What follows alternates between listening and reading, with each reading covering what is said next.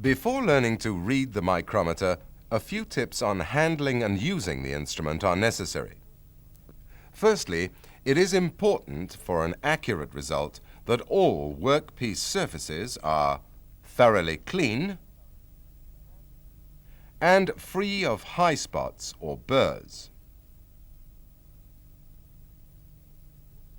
In order to assess which extension rod is required, first take a rough measurement using a steel rule or, where necessary, use the depth rod of a vernier caliper. Fit the appropriate extension rod that will be within the range of depth required. The base must sit perfectly flat onto a surface.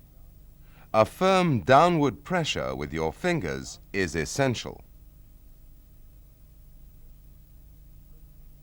Rotate the thimble clockwise until the rod contacts the bottom surface.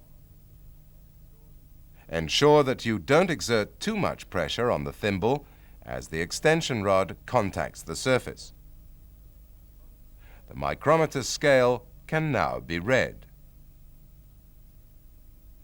Before continuing, it is suggested that you get in a little practice by becoming used to the feel of using the micrometer depth gauge on workpieces in your own workplace.